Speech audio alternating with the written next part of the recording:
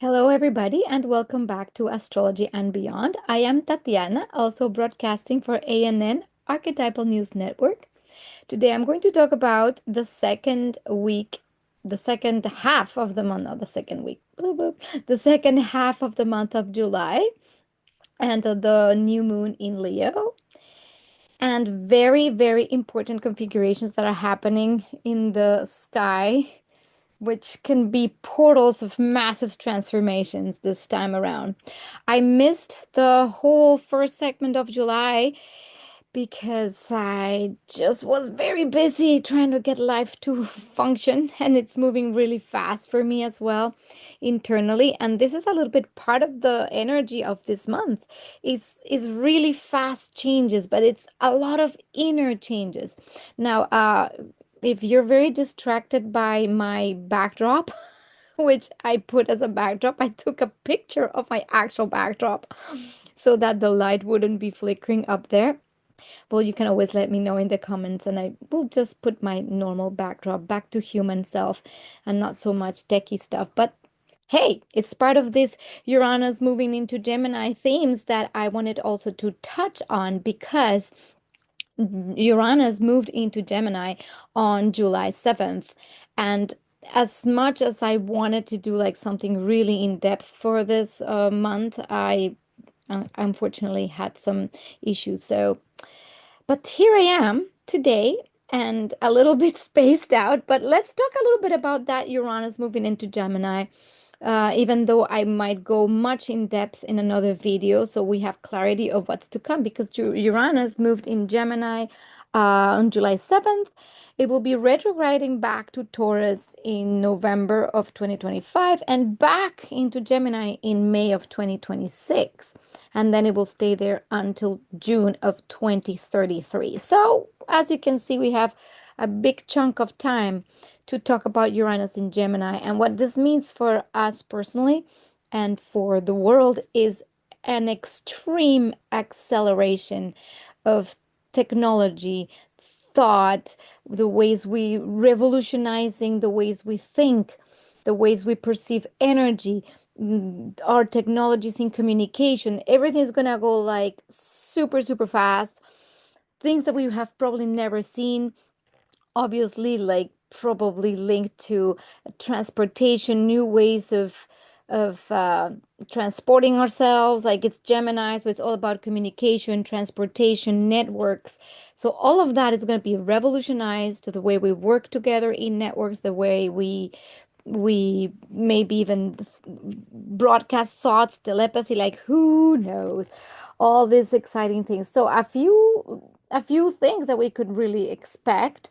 And the collective themes is obviously the radical shifts in communication styles. And this can come from the way we use our media, like social media, internet, anything, anything and everything around that. How we make our networks and our connections. There might be new platforms, new ways of communicating that we haven't even explored. Now, that's on the physical plane that uses waves or energy, like physical radio waves or microwaves or all kinds of waves. So, new waves. And on the higher aspects of this higher mind communication, it will be more around telepathy, channeling, using our inner abilities that open up our mental capacities, that 10% of the brain that will be expanded to more, because we only use apparently around 10% of our brain. And again, don't quote me on that. I'm not a scientist, but that's something that is kind of broadly known. Basically, that we don't use our full capacity of our brain. So what's going to probably happen as the energy increases, as these movements, these planetary movements move humanity forward, this awakening starts to happening more and more. It awakens the mind, the mental capacities, and the way we use our minds. So on the one hand, again, it can be accessing more capacities for telepathy, the capacity to communicate non-verbally, uh, also using different means that could include, in maybe the lower expressions of this, putting chips in your brain, some kind of technology to enhance brain power or brain capacities. And many people might choose that. I know that I'm not the kind of person who would choose that. I would rather choose to enhance my inner abilities to develop telepathy and sensory energetics. That's me, but you can choose whatever you want. You're free to choose. But I'm saying we will probably see a lot of that, these technologies being more readily available and people connected to networks of information through brain chips or implants or all kinds of stuff like that. We'll see. There will be also revolutions in education. So the education systems, there's Gemini is all about communication, education, and information. So how we transmit information, and it's linked to also youth and children, at least the development of education.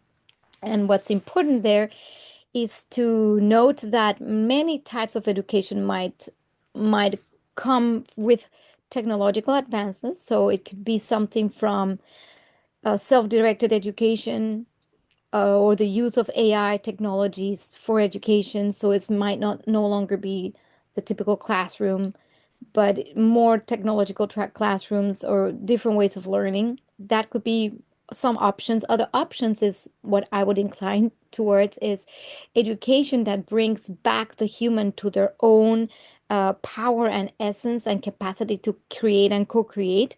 And this would mean almost like reconnecting the group dynamics, but using also our inner technologies. Again, how do we develop telepathy? So if we have in a classroom a class called Develop Your Intuitive Abilities, that's what I would like to bring to this world. Have some children developing intuitive abilities, also through more contact with nature, even talking to plants and to animals, animal communication, channeling of energies that might not be seen. All of that stuff can be brought also into the spectrum of what we could expect throughout these revolutionary times, that people are going to start maybe schools like that or make them more popular. I know that if you saw, I think it's a movie, I don't remember the name of that documentary, but they were basically showing children that they're blindfolded and they have books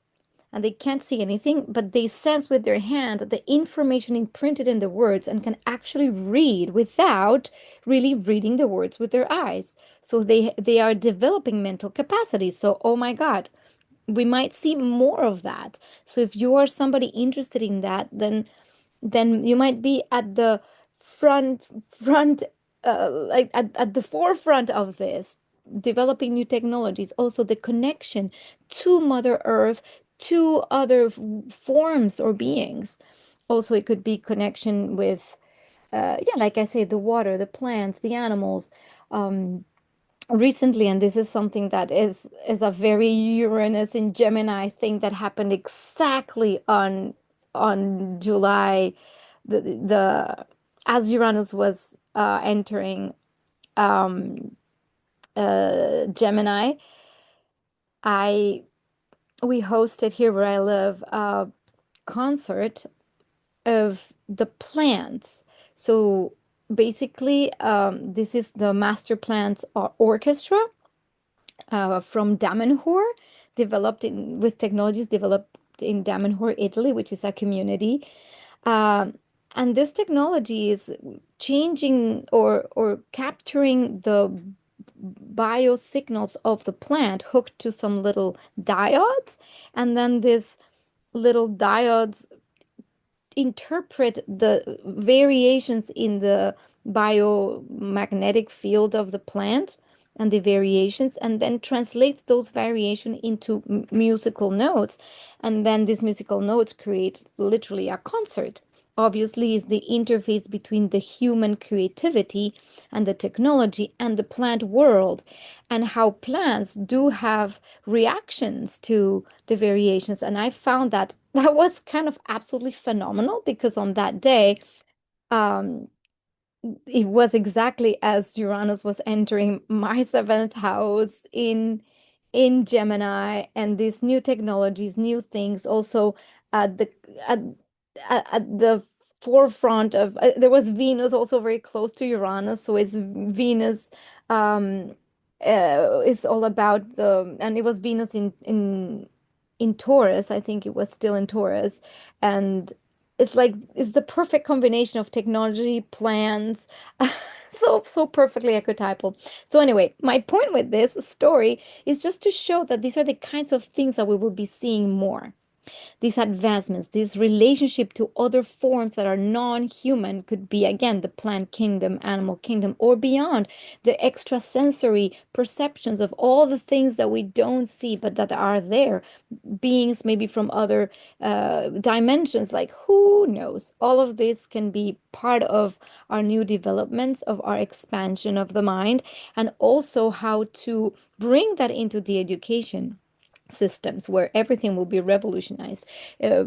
As for me, I'm going to be working in a developmental school, arts, and it's like an arts academy that brings arts and formal education to the classroom through the lens of the Rudolf Steiner philosophy and the Waldorf school technique. So it's almost like bringing back the human to humanness to develop its greatest potential. And I'm super happy to be going to be working in that because, again, this is like these are the new schools or the schools of the future. Some of them at least will be really to harness those energies. So if you're in you're starting to feel that pull, that there needs to be something more than just sitting in a classroom reading textbooks from like super outdated, and more like developing the intuitive abilities, developing the real human potential and how to do that, then you are at the forefront of this. So I would say go for it. This is going to be part of the new developments. Obviously, there's going to be all kinds of technologies and fusion with speech. So, telepathic simulations, brain machine interfaces, like I said. And then obviously the ethical debates around all this. What does it mean to think or speak? Like we're giving voice to plants, or plants are singing. Oh, actually, about the plants. This is again a very good example. They had recorded some words, and the plant would then just choose words to sing to from the recorded words. It was very interesting. So again, this is part of those kinds of things we're going to be seeing in the future. And also the ethical debates around putting implants in your brain, or being more interface with the AI, and the shadow side of that, which is Aquarian in nature, right? The shadow of Aquarius, where Pluto will be showing the shadow, is like how much will we be dehumanized as these as our world changes towards this mega technological uh let's say world where data will be processed at lightning speeds. We could have like quantum computers be like developed like the next thing, and the next thing we know is data will be processed so fast that that will allow more exploration of things we've never thought we could explore. So that's that. And there might be also the whole issue around what is real and what is not when it comes to media and technology. Like you see, is like if I tell you, well, this is my backdrop, but it's a picture of my backdrop, but you could have thought it was actually me within the backdrop. I don't know if I make sense of what I'm saying, even though it's still kind of wonky. But I'm just giving this as an example of these things. It's like the things we see might not even be really real. With the new capacity for machines to recreate our physical world in zeros and ones and data, there's going to be this thing where we might be confronted with the confusion of what is truly real and what is not. The whole deep fakes, like we will need to start using our intuition really deeply to connect to what resonates as resonance and truth. Otherwise, we might live in a completely fabricated world of beliefs or things that we don't, that are not even there, which we kind of already are. So this is why the what's going to happen, it's going to be an amplification of all this. And And it's just going to be much faster, much bigger, much more confusing potentially. So this is where we need to use enormous amount of discernment. We need to be also careful with being way too mentally stimulated, like spending too much time in the digital world and disconnecting ourselves from ourselves. So the invitation is, how can we connect ourselves to our inner technologies much more than the outer technologies? And that would be by tuning in more, but being really in nature. Sound healing, vibration, that's also part of the new things that are coming, is how sound, which is in the waves, affect our being. And I am personally working on that a lot with my band Harmonic Butterfly, and how my own sound creates uh, creates an effect in my nervous system, my own chanting. So probably chanting and things like that, which I'm personally really interested in. And actually, oh, also a little thing that was really phenomenal. The other day I went to a place where they had this camera that can pick up on your electromagnetic signal and translate that in the color of your aura. So basically, I got a picture of my aura and I could see the colors changing. And as I was tuning in, and then at some point I started chanting, and when I started chanting, the colors began to be super blue and purple, and it was so beautiful. And I'm like, wow, there really is a correlation, and now I can see it. This is part of the things we will see more and more of. And and again, there's the highest expression of this, and then there's the lower expressions of these tech of the use of technologies. And this is why it's going to be very important to see what we align with that will be advancing us in our humanity and not in our dehumanization. So if there's too much sensory overload and data and everything's going to become AI and everything, I mean, it's here. It's not like it's going to go away. It's more like, how do you use that without losing your own capacity to think, your own capacity to tap in, and your own capacity to connect to truth, which is the danger, is that we can disconnect from truth because of the sensory overload and the information overload.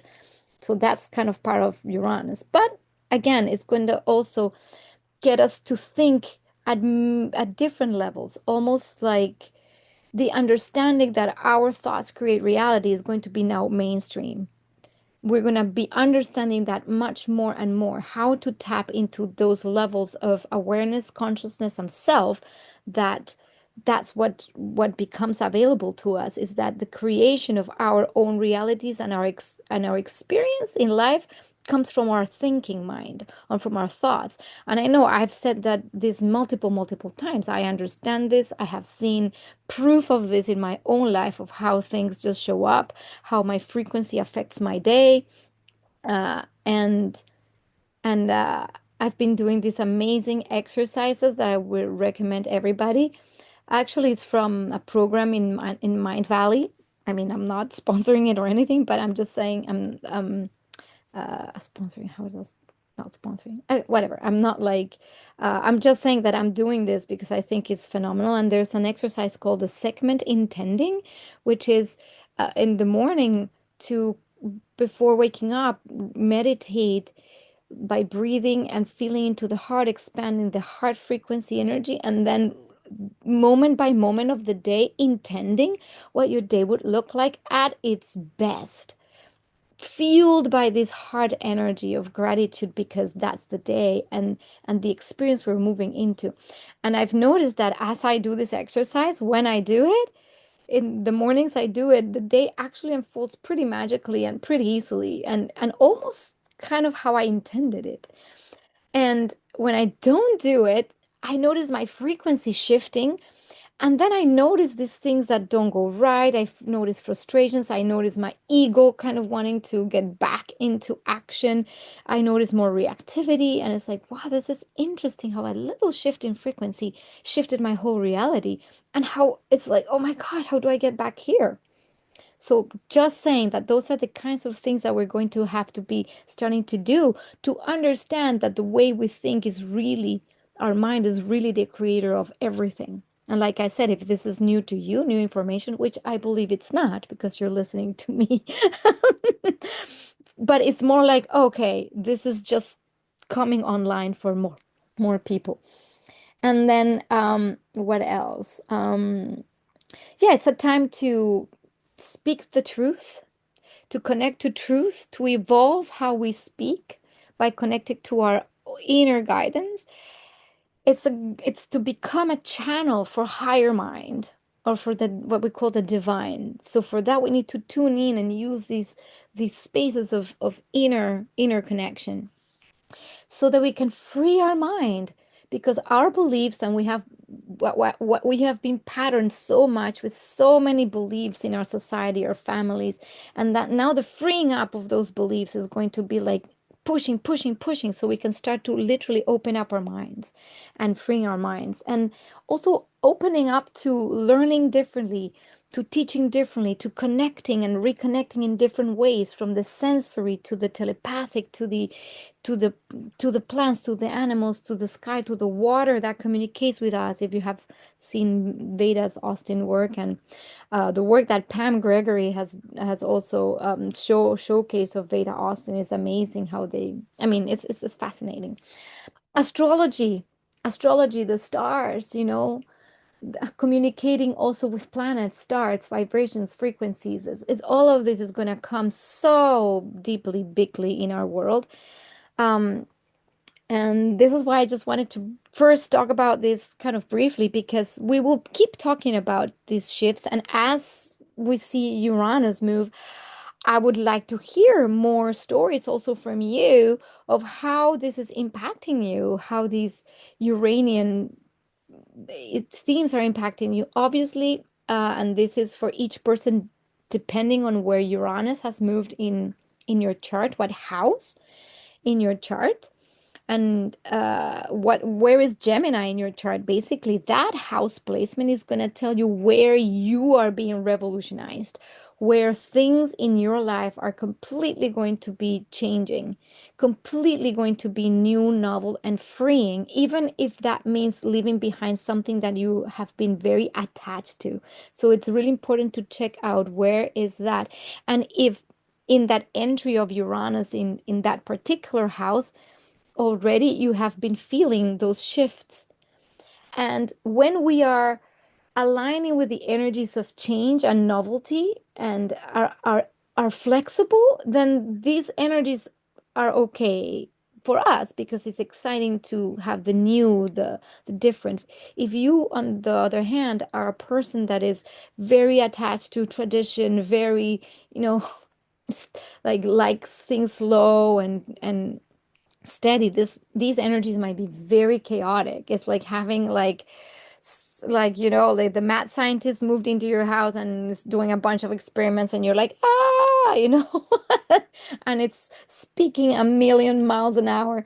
So in order to balance this energy, it's very important to ground, to keep grounding, so that it's like having a lightning bolt and you need to put a grounding rod so that it actually moves through. Otherwise, it will fry you. This is exactly the type of energy that can that this Uranus in Gemini can be bringing. Also, this could be also linked to Kundalini awakenings, basically the energetic forces or frequencies that are within the human and they're dormant somewhere in the base of the spine energetically. And these energies start waking up and opening up to other dimensions. And I know this is maybe not the space to talk about this, but because I've had that experience, that Kundalini experience when I was 24 years old, and the whole shebang from the base to the top, opening the crown,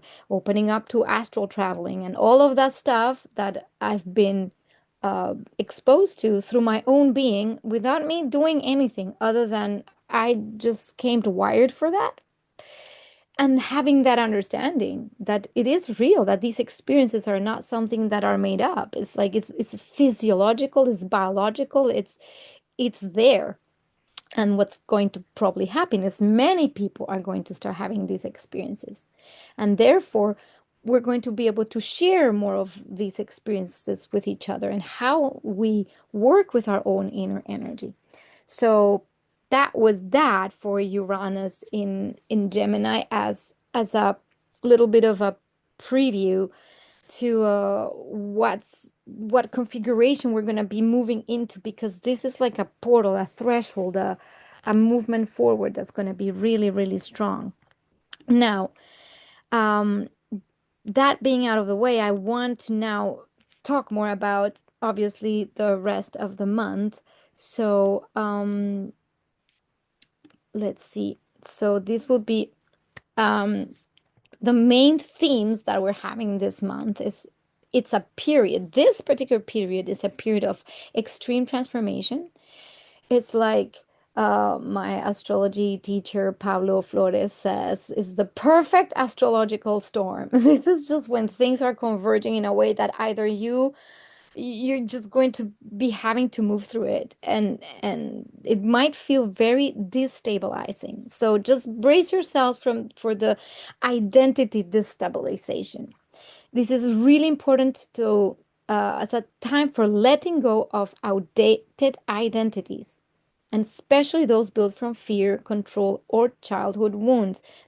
Like this portal that we're moving through, if we're not addressing these things, they'll be pushed out of us. Through what? Through either very difficult crisis moments where we have to evolve through them, or if we choose to look at these things and make the transformations ourselves. The new energetic territory on Earth is brief but intense, because what I said, there's all these planets that have moved into their new signs, but they're going to retrograde, right? So the outer planets, Uranus, Pluto, uh, Neptune, and Saturn, they moved into their new signs. This new energy is already peeking its head. We have a little bit of a sense of what's coming. We could even smell it, taste it, but it's confusing, it's weird, it's fast, it's not clear. And this energy is going to amplify, but now it's starting to retrograde. With the Saturn Neptune retrograding, Pluto is retrograding. So it's like, is this retrograde energy is moving again, saying, okay, we touched on the themes, but now we have to go back to the things that if we're taking with us in this new energy, the new energy won't work. Now that we could test it, we have to go back and let go of the things and the way of being, the identity, the way of thinking that we can no longer bring with us. So it's really important to do that. So Saturn, Neptune, Pluto, Uranus are aligning and shifting the whole planet. These are transpersonal planets. A full-scale energetic update. This is the Earth going, we're moving elsewhere that we've never experienced as a humanity before. So you're not being blocked by circumstances. You're being asked to shed your old self. And this, again, like all the little thresholds we have, every time we have eclipse seasons, every time we have certain potent periods of passage, we have these loops that go like this, like in a loop. We evolve in loops. So it's like, oh, another threshold, another loop. Yes, another threshold, another loop. But this one, this time is really big. This is like the big threshold. So I'd like to kind of quote again my teacher, Pablo. He said something really, really amazing around where did I write this quote? I have to find it. Give me 1 second. About how this is like a portal. Um, Here it is. He said, "You're like, here's an image for your soul. You're walking through life, da da da da da, and suddenly a portal appears, a door to a new dimension. And the portal says, to enter, you cannot come as you are. You must let go of something. You must transform. You cannot carry the old identity across this threshold. You must shed what you have outgrown, so your essential self can emerge and lead. So I thought this was a beautiful image of really imagining this completely new way of existence as a human, where it's our soul, our essence, that is going to now lead the way, so life can move with where the divine wants to move it, not where our egos want to move it, is where the divine wants to move through us. And when we allow that, that means that we can enter these magical spheres that we have no clue as of, like, again, it's like, wow, the sky is the limit and beyond. But to enter this, yes, we can't keep the same old beliefs, we can't keep the identities, we can't keep the wounding, and it's going to be a like a filter, like, and some people might make it through and some may not, and that's kind of part of this, like, splitting of earths, as Dolores Cannon put it. There's a time where these frequencies might really split the earth in, I mean, it's not like the earth is two earths. It's more like the experiences we have on this earth are going to be determined by the consciousness and the way we have chosen to show up with this trust. And this is why the introspection, instead of trying to reach outside to find or define ourselves, which is the danger, of course, of looking for all the information outside ourselves, because it's not from the outside in, it's from the inside out. And this is going to be the invitation and also the challenge, because we are so used uh, to looking outside for the answers, whether it is our schools, our institutions, our religious mentors, the even our friends. We're always asking outside.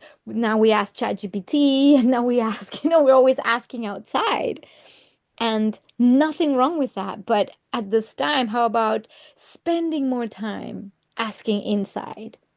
And yes, we can use these tools. We can always be, having reflections. And a reflection is a therapist, a reflection is a friend, a reflection is the mentor, a reflection is the teacher, a reflection is the ChatGPT, for sure.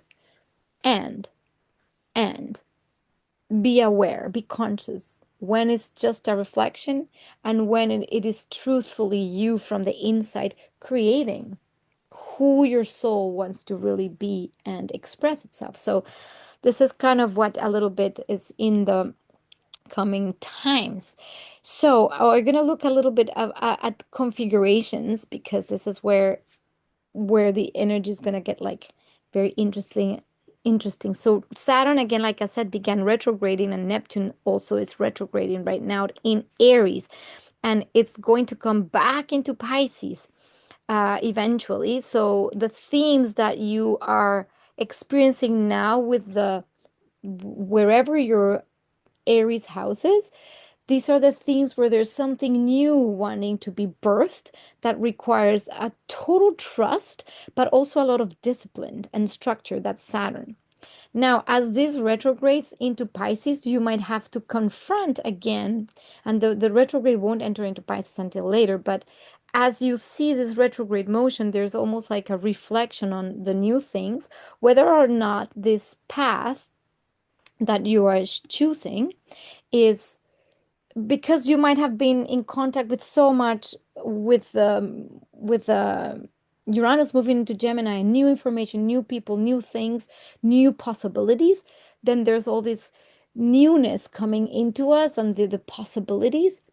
But there could still be so much that we could move into. We could slip into many different timelines at this time, and how to choose the highest one. So, how to choose the highest one is by really connecting to your highest excitement and what your soul really feels so happy about. What was trying to filter at this time is if the new choices or new paths that seem to open up are still connected to our previous patterns of behavior. So, for instance, if the new path that opens up, I'm taking it because I want to leave behind something that I'm afraid of, um, or like it's almost like to escape something. And instead of this new path that opened up is something that draws me and that is filled with like so much love that I don't mind leaving behind what I need to leave behind.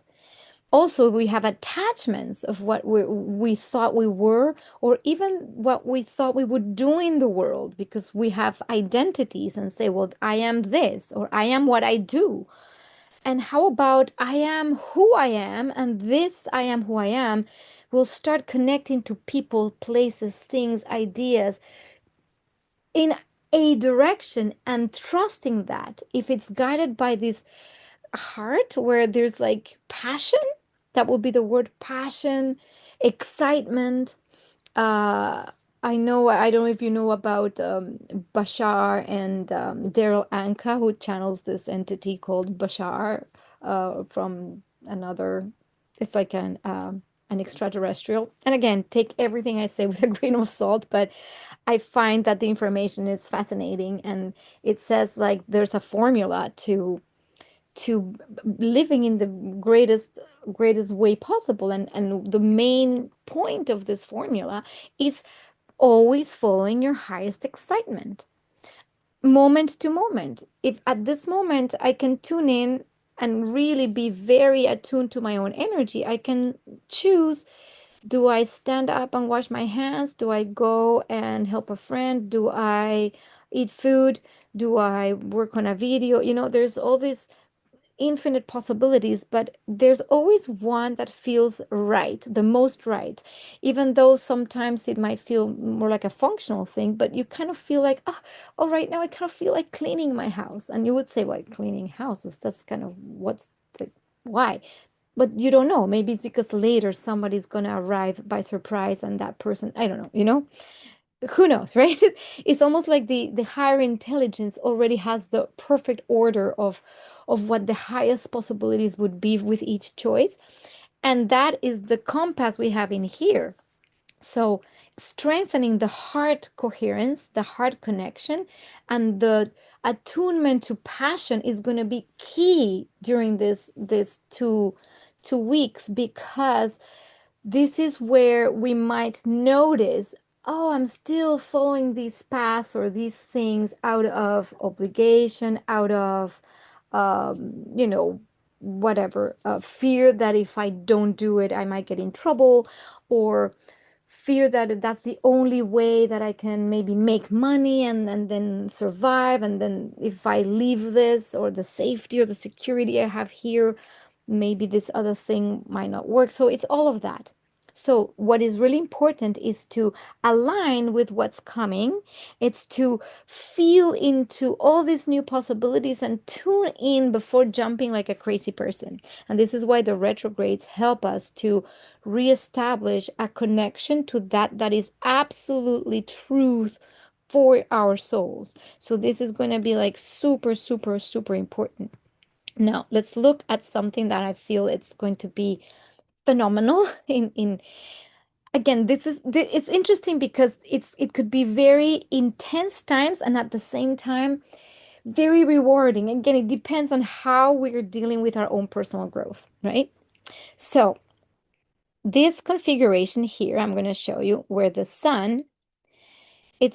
the sun will move into Leo on July 22nd. So it moves from Cancer to Leo. And in Leo, it's really all about self-expression. It's all about the inner child. It's all about the soul's essence, the heart. Leo rules the heart. So this is why strengthening the heart energy is going to be like a great practice for this 2 weeks.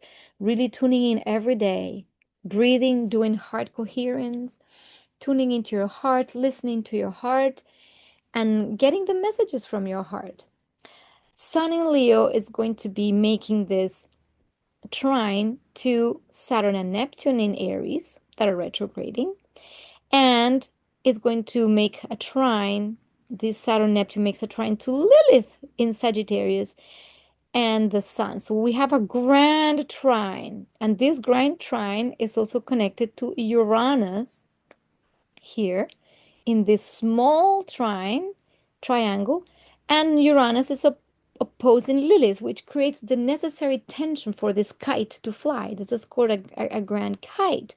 So this formation is quite rare and spectacular because it's almost as though the soul is telling us that we want to be free, Uranus, free. If we want to free our minds, free our soul, free our thinking, we need to go inward to find that freedom. We don't find it by fighting outside, by joining the latest movement of fighting for freedom, fighting for rights. Like it's I mean, that's a way, but that's the old way.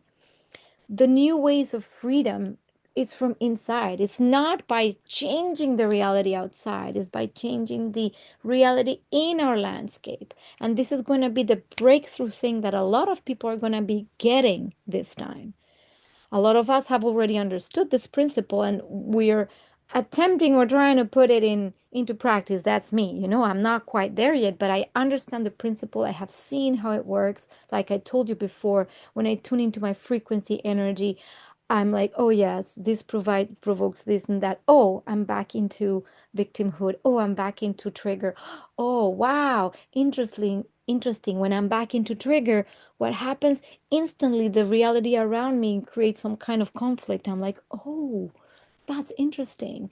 So I'm really shifting. It's not about the people outside. It's not about blaming the situations. It's about gaining this freedom from the inside. So we need to undo internalized structures that suppress truth or creativity. And this is Lilith in Sagittarius, wanting to break free with it's the power of the feminine saying, screaming out. Like it needs to be connected to essential truth in order to move forward. This energy of this grand trine, of this liberation, of this new path that is aligned with the soul can only happen through total aligned truth. So we need to heal the old contracts and beliefs about who you are allowed to be. And this is important because it seems like you see this word allowed to be, it's as though society has created this construct for us. And society is based on the family structures. Again, all of our old structures that say, these are the rules, this is what you're allowed. At this time, this is completely breaking apart because it's not about who allows me, it's about who am I? My soul, my divine soul, allows me to do whatever it is that I need to be doing for my greatest fulfillment in this life. Because our embodiment, this is who we are and who we have. It's not the outside. The only thing that really exists is our lens and ourselves and our bodies. No one can live our life for us. No one. So when we allow others to control our lives or to dictate how we experience our experiences, then we are not free. So it is about shifting also how we experience other people's choices, because everybody is going to have a choice in how they live, how they experience life, and what they do. This is not to say that we're in a war of sorts where, well, my choice is against yours and therefore it's this. It's more like if that's what they're choosing, then this is what I'm choosing, and this is how I align with what I need to align. And if I don't align with this, then I don't interact with it. And it's okay. This is called the free will or free choice. And as we evolve in consciousness, we will also understand that the choices we make are not selfish choices. They are choices that benefit us and our greatest happiness and our greatest heart expansion. When that happens, we want to give because we are so full. Our cup is so full that then obviously we want to give. The choices we make for ourselves are obviously good for others because we want to connect to our gifts. This is why Leo and the heart is connected to the gift of the heart. And this is the time where this is activating like big time. So if we're still not connected to that, this tension of Lilith Uranus might present itself as a need to break free, and it might rip things apart. And when there's rips, there's usually suffering because there is detachment. Now, the good news is because of the nature of the energy, detaching might come easier, you know, detaching might come easier. Now, where is the tricky part?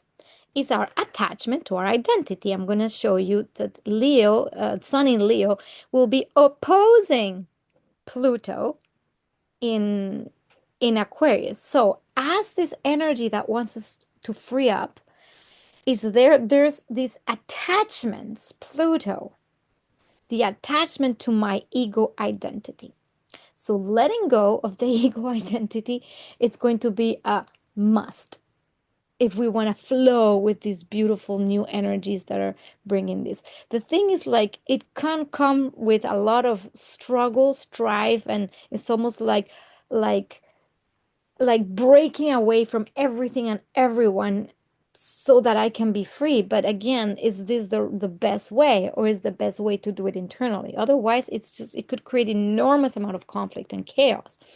And not to mention that in this configuration, we also have Mars and Venus in a square, and it's also conjunct the South Node. So these configurations again are asking us to to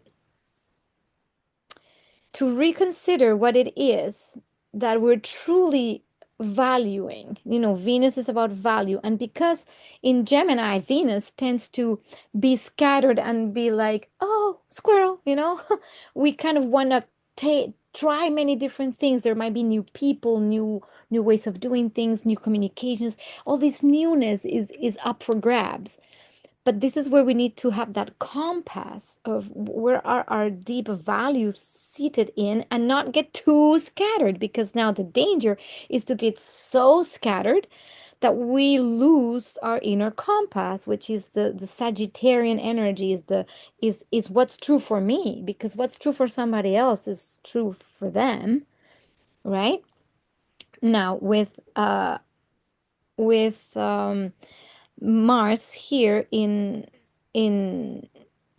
conjunct the South Node, what can also happen is that we might get quite obsessed with procedures and practicality, and get overly cautious, and then not go into the new things, even though something new might be pulling towards us. So what's really important in this energy is to be able to blend both things, right? So to be able to take the best of both worlds. So for this, let me see if I have my other um oh yeah, we'll talk about the new moon because this is kind of the same energy. So it's to let go of the need to control every detail or outcome. This is kind of part of that Mars in Virgo conjunct the South Node. As the Virgo wants to know everything. How is it going to happen? When? What for? And it's like, well, in these energies, we don't know. It's chaos. So we need to kind of make a plan of how things could go, but not attach to it, right?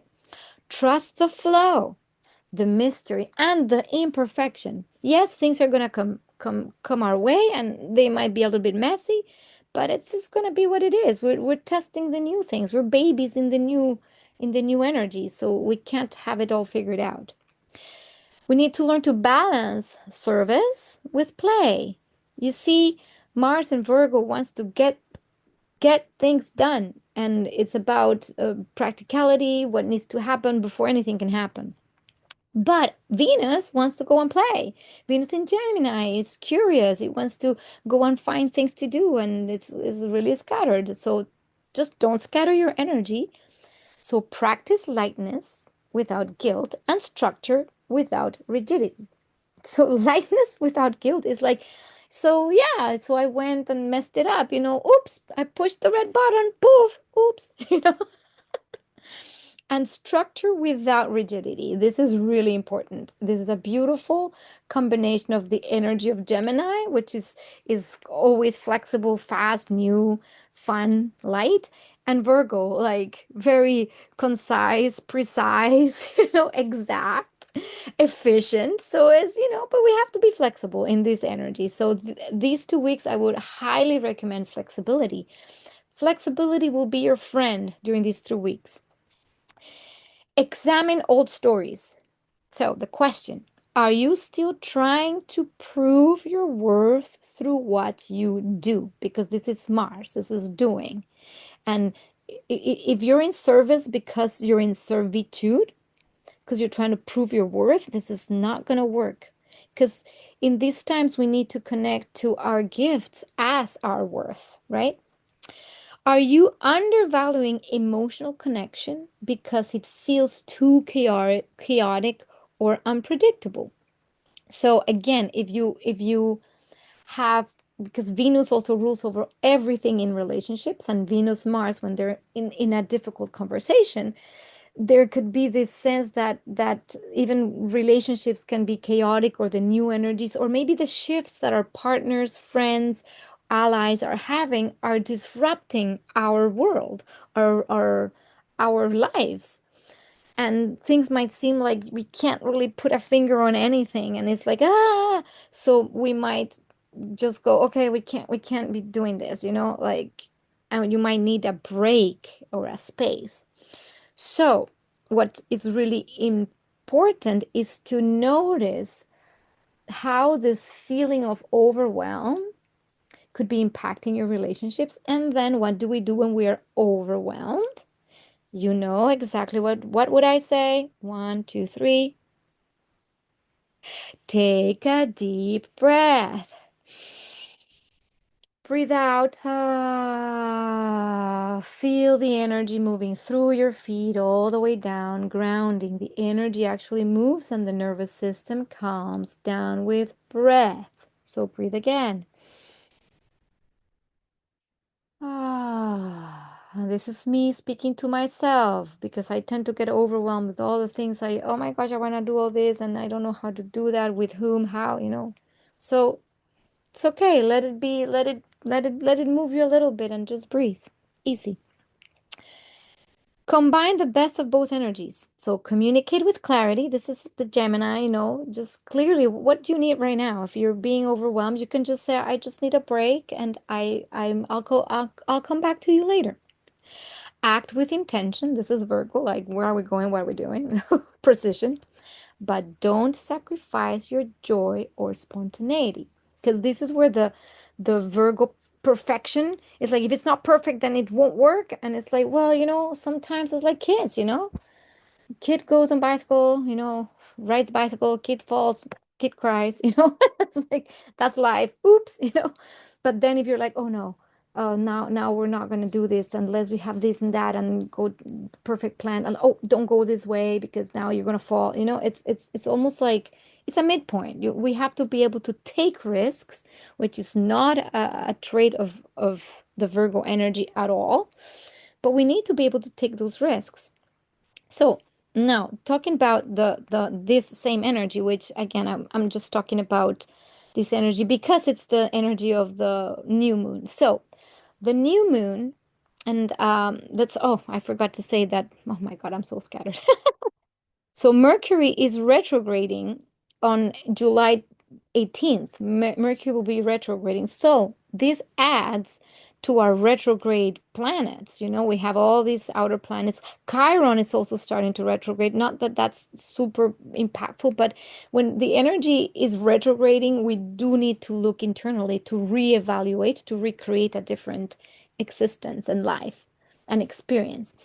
So, with Mercury retrograde in Leo in particular, we are going to reevaluate all the themes of Leo, of our self-expression, of our own hearts, our values, what we are connected to. It's the themes of the inner child.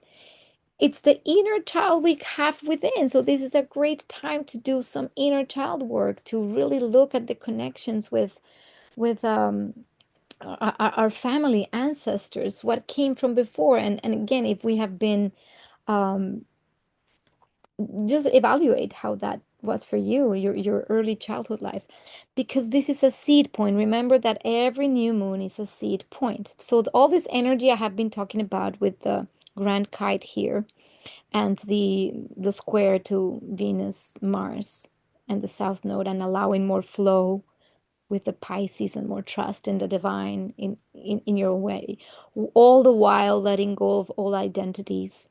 Pluto, Sun, and then Sun, Moon, Pluto, Mercury. Mercury is not quite in the new moon configuration with the Sun and the Moon, but it's kind of close enough that um, that there's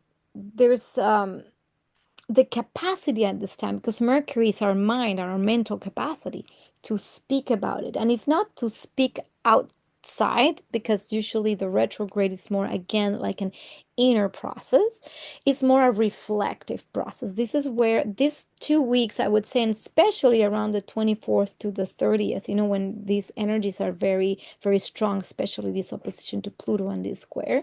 This is like the astrological storm.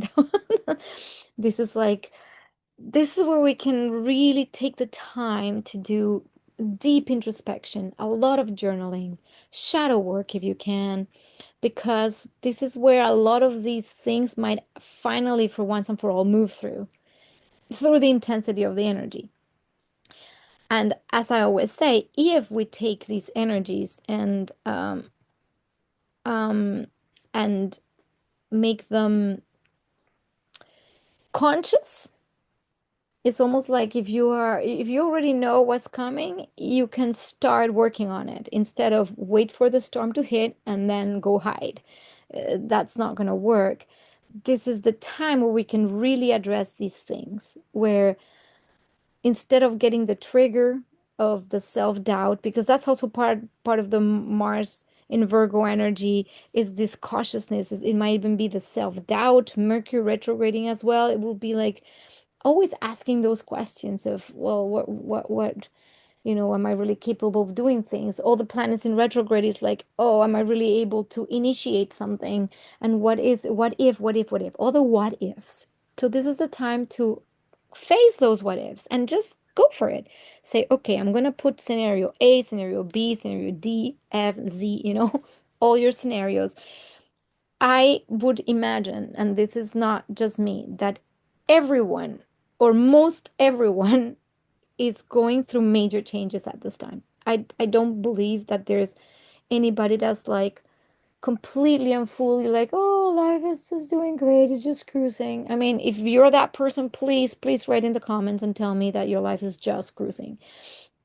Otherwise, I think everybody is really being pushed through different changes in your life. And it could be, again, just internal changes, physical changes, job changes, house changes, dynamic changes. There's a lot of changes. So, because of the type of energy that's right now, like I was saying, take the time to reflect, really take the time to reflect and say scenario A, B, C, D, Z. Put all your scenarios in front of you of what you want to move towards or what feels right.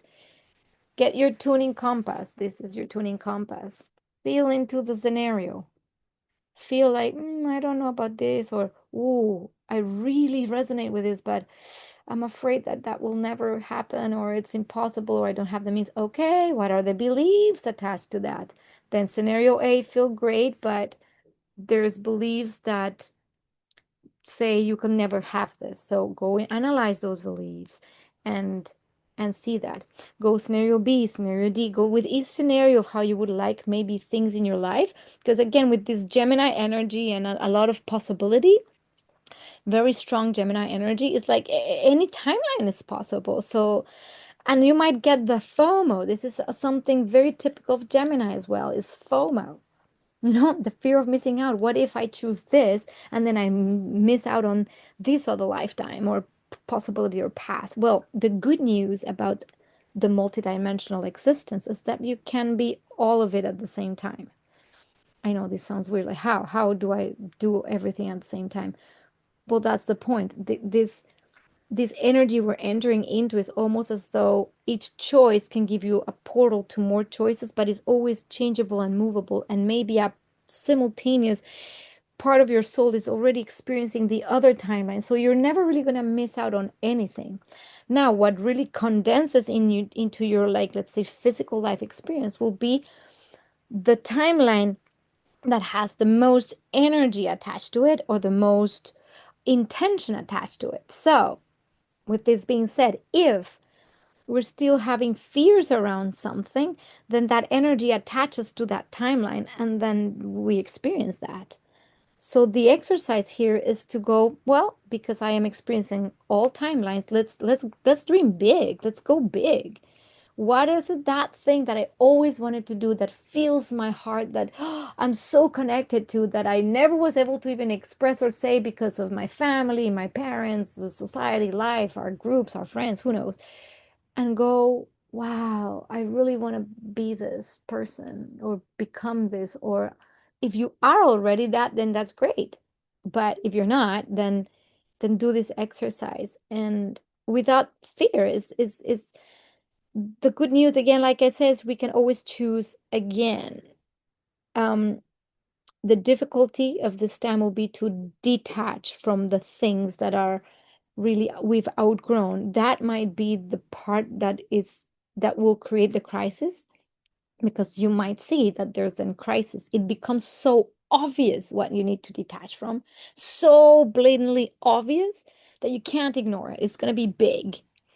Now, another little story for you before I we close our very long video today. Um, I sprained my ankle yesterday.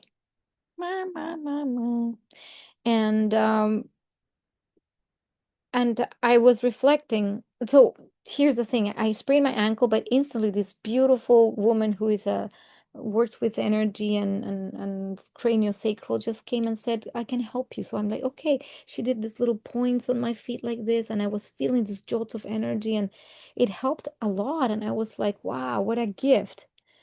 And I was instantly, instead of saying, oh, crap, now I can't go dance, do this, do that, all the things that I had to do, it's like, oh, okay, my foot is giving me a message.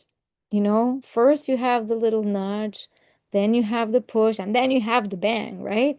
And so it's like, oh, okay, this is the push, you know? I've already been feeling that there's certain things that are blocking me from moving forward, that I have fears, old ancestral fears around my family, around, when you needed to please the parents or things like that. And I'm like, wow, I'm still working on that.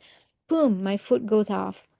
And I'm like, okay, this probably means I really need to look at what the foot is saying.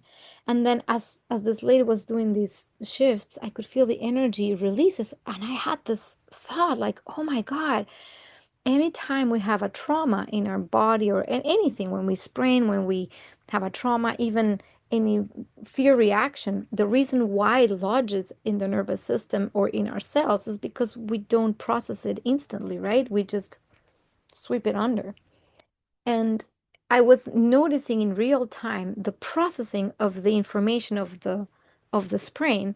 And then instantly in my mind, I went back to the multiple times I had sprained my foot, and even some connections with what the fear was around not being able to do or do what I wanted to do or what I felt really called to do, and how this is connected to that. And I'm like, okay, this is interesting how this energy is starting to connect everything back. So the reason I'm telling you this story is because if you feel frustrated, blocked at this time during these 2 weeks where you're going to have that identity crisis, ego encounters, Pluto Sun, your ego wanting to maybe, this is where we butt heads with people. This is where there's conflict. This is where the things that are really not in alignment are going to be big. They're going to be amplified.